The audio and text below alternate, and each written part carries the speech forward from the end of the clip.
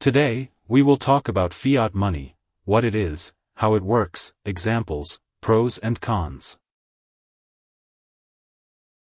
Fiat money is a government-issued currency that is not backed by a physical commodity, such as gold or silver, but rather by the government that issued it. The value of fiat money comes from the relationship between supply and demand and the stability of the issuing government, rather than the worth of a commodity backing it.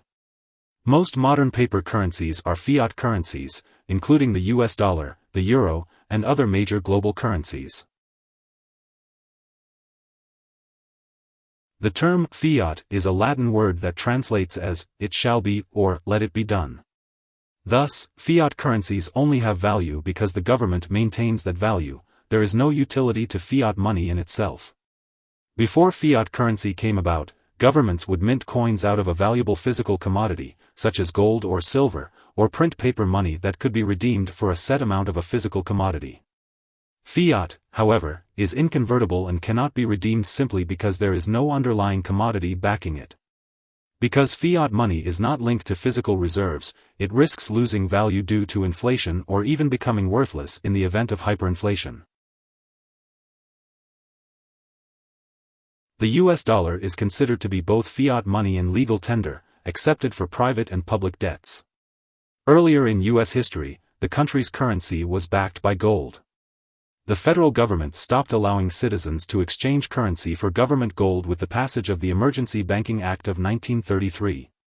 The gold standard, which backed U.S. currency with federal gold, ended completely in 1971.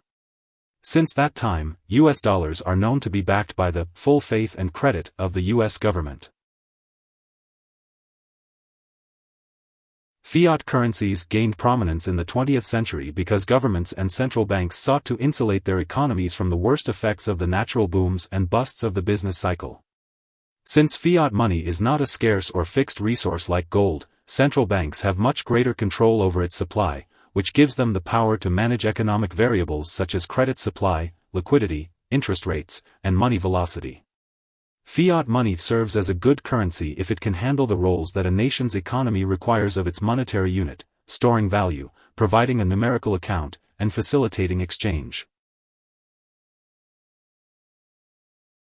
The mortgage crisis of 2007 tempered the belief that central banks could necessarily prevent depressions or serious recessions by regulating the money supply. A currency tied to gold, for example, is generally more stable than fiat money because of the limited supply of gold. There also are more opportunities for the creation of bubbles with fiat money due to its unlimited supply. Here are 4 key takeaways. 1. Fiat money is a government-issued currency that is not backed by a commodity such as gold. 2. Fiat money gives central banks greater control over the economy because they can control how much money is printed. 3. Most modern paper currencies, such as the US dollar, are fiat currencies. 4. One danger of fiat money is that governments can print too much of it, resulting in hyperinflation. Hope this would help. Thanks for watching.